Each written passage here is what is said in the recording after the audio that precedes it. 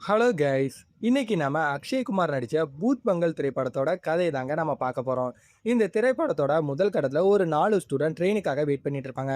அப்போ அங்க இருக்கிற ஒரு வயசானவர் கிட்ட போயிட்டு, "தாத்தா ஒரு கதை சொல்ல முடியுமா? எங்களுக்கு ட்ரெயின் வர லேட் ஆகும் போல. நீங்க எங்களுக்கு ஒரு கதை மட்டும் சொன்னீங்கன்னா கொஞ்சம் ட்ரெயின் வர வரைக்கும் நாங்க கேர் பண்ணுவோம்." அப்படின்னு சொல்லும்போது, "சரி உங்களுக்கு நான் இந்த ஊர்ல நடந்த ஒரு கதையை சொல்றேன் தம்பி." அப்படின்னு சொல்லிட்டு, இந்த ஊர்ல பல வருஷத்துக்கு முன்னாடி ஒரு கல்யாணம் நடந்துச்சுங்க. அந்த கல்யாணம் முடிஞ்சு அந்த கல்யாண கோஷ்டி ஃபுல்லாவே ஊருக்கு போகணும் அப்படின்னு சொல்லிட்டு இந்த காட்டு வழி பாதையா தான் வந்துட்டு இருந்தாங்க.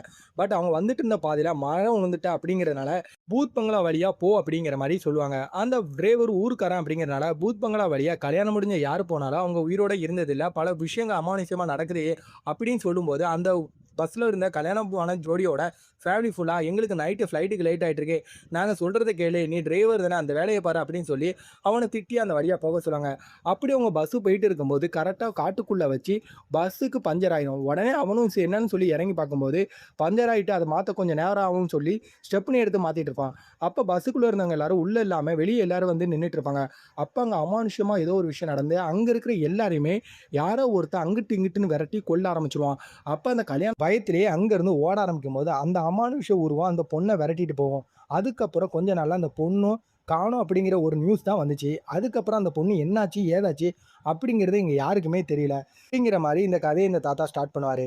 இதுக்கப்புறம் நம்ம அக்ஷயகுமார காட்டுவாங்க. அவரு லண்டன்ல அவங்க அப்பா, தங்கச்சியோட இருப்பாரு. அப்ப அவரு எந்த வேலையுமே சரியா செய்யாதனால, அவங்க அப்பா "என்னோட பேர கெடுக்கிறதுக்குன்னே நீ வேலைகள பார்த்துட்டு இருக்கடா" அப்படிங்கிற மாரி அவர சொல்லி திட்டிட்டு இருப்பாங்க.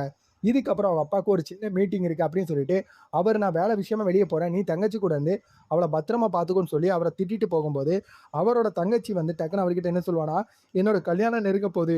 இப்ப நீ தான் நான் கல்யாணம் பண்ணிக்க தேவையான மாளிகைய தயார் பண்ணணும்" அப்படின்னு சொல்லுவாங்க. ஏன்னு பார்த்தீங்கன்னா, இவங்க தங்கச்சி வந்து ஒரு ராஜா குடும்பத்துல உள்ள ஒரு பையன லவ் பண்ணுவாங்க. இவங்களும் ராஜா குடும்பம் தான். அதனால இப்போ இவங்க கல்யாணம் பிரம்மாண்டமா ஒரு மாளிகையில நடக்கும்னு சொல்லி மாப்பிள்ளை வீட்ல சொல்லியிருப்பாங்க. இவனும் அதுக்காக பல இடங்கள தேடி இருப்பான். பட் எந்த இடமே செட் ஆகாது.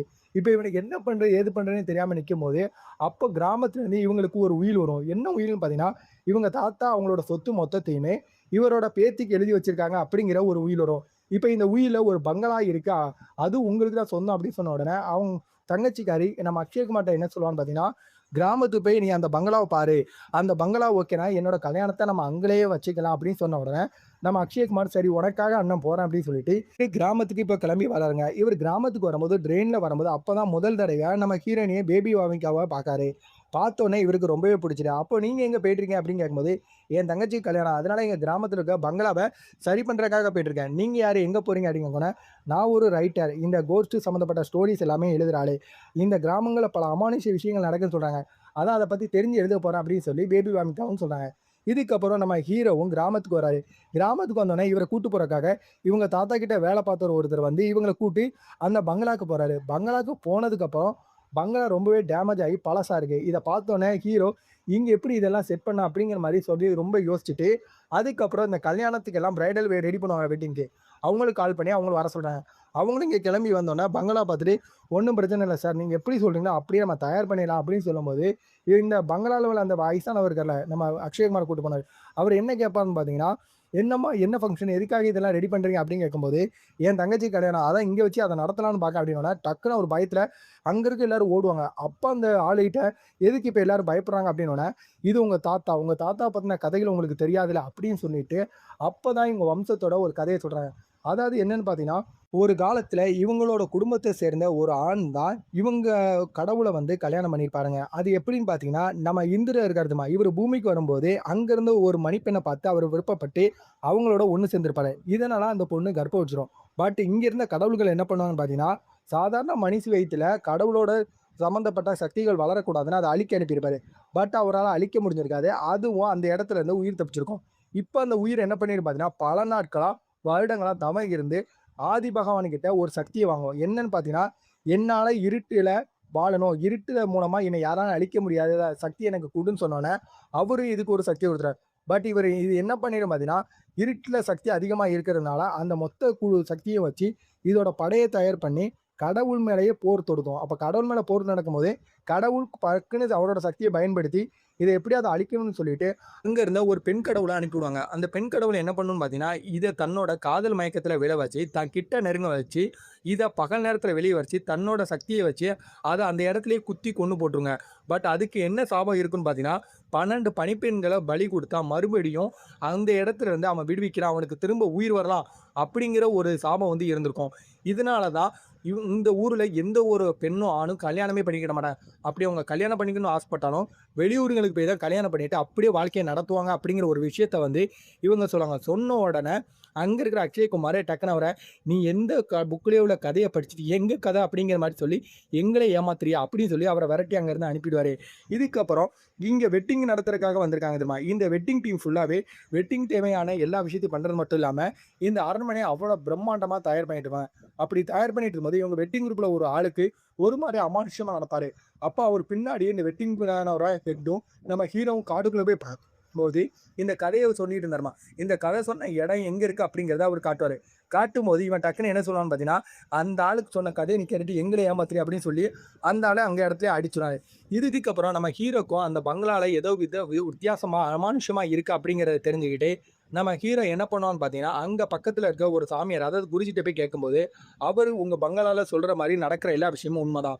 நீ அத வேணா நம்பாம இருக்கலாம். ஆனா இதுதான் உண்மை அப்படிங்கிறத சொல்லிட்டு, இப்போ உங்க வீட்ல ஏதாவது அமானுஷ்யம் இருக்கா அப்படிங்கிறத தெரிஞ்சுக்கிற, என்னோட சிஷ்யன் கூட வந்து உங்க வீட்ட பார்த்து அங்க ஏதாவது அமானுஷ்யம் இருக்கான்னு கண்டுபிடிச்சு சொல்லுவான்னு சொல்லிட்டு, இவர் கூட ஒரு சிஷ்யன் வருவான். அவனும் இவங்க வீட்டு பங்களாவ சுத்தி பார்க்கும்போது, அங்க அமானுஷ்யம் இருக்கிற விஷயம் தெரிஞ்சு, இத குருஜிட்ட சொல்லி அவர வர வைக்கணும்னு சொல்லிட்டு, அவனும் அக்ஷயகுமாரோட கிளம்பி அந்த இடத்துக்கு போகும்போது, போற வழியிலே அந்த சிஷ்யன வந்து சில அமானுஷ்ய விஷயங்கள் நடந்து அவன் இறந்து போயிடுவான். இப்பதான் நம்ம அக்ஷயகுமாருக்கு உண்மையிலேயே பயம் வரும். இப்ப அவன் என்ன பயந்துட்டு என்ன பண்றது, ஏது பண்றதுன்னு தெரியாம முழிச்சிட்டு இருக்கும்போது, அப்ப அக்ஷயகுமாரோட அப்பா கால் பண்ணி, "நான் உங்க ஊருக்கு வந்துட்டு இருக்கேன். நீ எத பத்தியும் யோசிக்காத" அப்படின்னு சொல்லும்போது, அவன் என்ன சொல்றான், "நீங்க வர வேண்டாம். இந்த இடத்துல வேற ஏதோ நடக்கணும்னா எனக்கு எல்லாமே புரியும். நான் வந்து நேர்ல சொல்றேன்" அப்படின்னு சொல்லிட்டு போவான். ஆனா அதுக்குள்ள நம்ம அக்ஷயகுமாரோட தங்கச்சி, அவன் கல்யாணம் பண்ணிக்கிற மாப்பிள்ளை, அவங்க ஃபேமிலி ஃபுல்லாவே இந்த பங்களாக்கு வந்துருவாங்க. பங்களாக்கு வந்து இங்க தான் கல்யாணம் நடக்கணும்னு நினைச்சிட்டு இருக்கும்போது, அக்ஷயகுமார் என்ன சொல்லுவான்னா, வேற ஒரு இடத்துல கல்யாணம் பண்ணலான்னு சொல்லுவான். ஆனா, அவன் தங்கச்சி இந்த அரண்மனை சூப்பரா தானே இருக்கு. எனக்கு இங்க தான் கல்யாணம் நடக்கணும். அப்படிங்கிற மாரி சொல்லும்போது, அந்த கல்யாணத்த நடத்துற அந்த கிராண்ட் ஆர்கனைசேஷன் எடுத்திருப்பார்ல, அவரும் இது இங்க நடக்காது அப்படின்னு சொல்லுவாரு. நீங்க ஏங்க ஏன் நடக்காது சொல்லுங்க. இங்க நடக்கும். நீங்க இல்லன்னா நாங்க வேற யாரையாவது வச்சு நடத்திக்குவோம் அப்படிங்கிற மாரி பேசும்போது, இவன் அவர்கிட்ட எதுவும் சொல்லக்கூடாது அப்படிங்கிற மாரி சொல்லி, அவர்ட்ட பேசிருவான். இதுக்கப்புறம் நம்ம ஹீரோவும் அவங்க அப்பாவும் போய் அங்க இருக்க சாமியார்கிட்ட இங்க என்ன நடக்குது அப்படிங்கிறத கேட்கும்போது, அப்போ அவரு என்ன சொல்றாருன்னா, "நீ உன் மகன்கிட்ட சொல்ல வேண்டிய உண்மைய இப்போ சொல்லு" அப்படின்னோனே, அப்போ அந்த அக்ஷயகுமாரோட அப்பா என்ன சொல்றாருன்னா, "நீ நினைக்க மாரி நான் ஒண்ணும் உங்க அப்பா கிடையாது" அப்படின்னு சொல்றான். அப்ப அவனுக்கு என்ன சொல்றீங்க அப்படின்னு கேட்கும்போது தான், அக்ஷயகுமாரோட அப்பா வந்து இந்த ஊர சேர்ந்தவர் தான். இவரு சின்ன வயசுல சந்தோஷமா இவரோட அப்பாவோட வாழ்ந்துட்டு இருப்பாரு. அந்த நேரத்துல இவங்க அப்பா கூட நம்ம அக்ஷயகுமாரோட அப்பாவும் இருந்திருப்பாரு. இவங்க எல்லாருமே நல்ல குளோஸ் ஃப்ரெண்ட்ஸ். அப்போ தான் நம்ம அக்ஷயகுமாரோட அம்மாவான தபா அந்த இடத்துக்கு வந்திருப்பாங்க. இப்ப இவங்க வந்த உடனே நம்ம அக்ஷயகுமாரோட இப்ப இருக்கிற ஃபாதர் இருக்காரு தெரியுமா? அவரு 2 பேருமே காதலிச்சுட்டு இருப்பாங்க. ஆனா அக்ஷயகுமாரோட ஒரிஜினல் ஃபாதர் இது தெரியாம அவங்களும் இவங்க அம்மா மேல அக்கறை வச்சுருவாங்க. இப்ப அக்ஷயகுமார வளர்த்துட்டு இருந்தா தெரியுமா?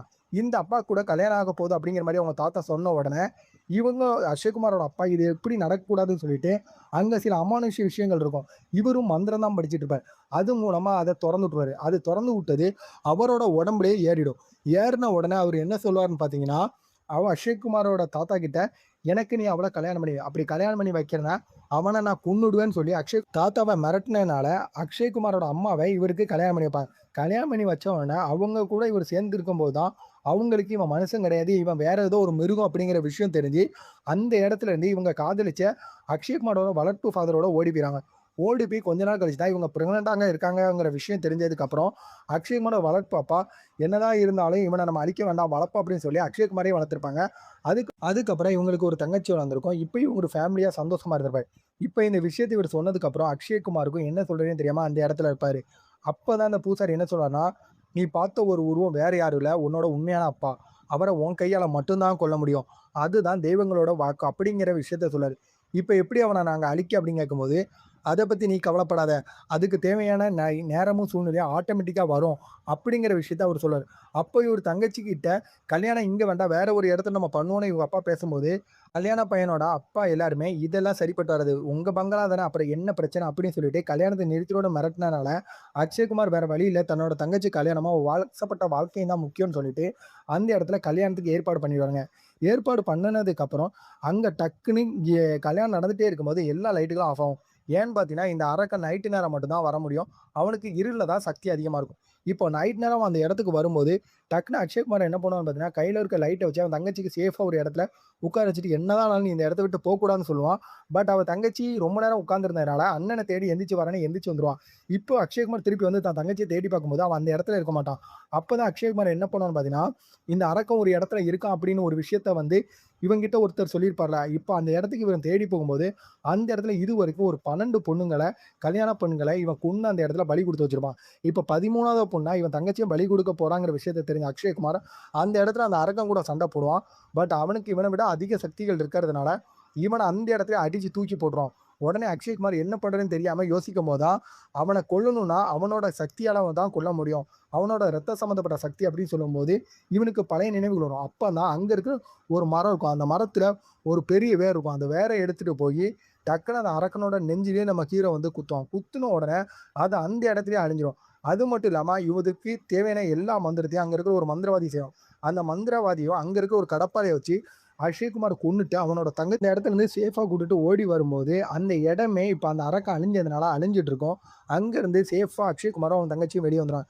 வெளிய வந்தோனே அந்த பங்களால அக்ஷய்குமார் தங்கச்சிக்கும், அவனோட மாப்பிள்ளைக்கும் அழகா திருமணம் நடந்து முடியும். முடிஞ்சதுக்கப்புறம் நம்ம பேபி வான்காவும் இவருக்கு இந்த இடத்துல பல ஹெல்ப்ப பண்ணியிருப்பாங்க.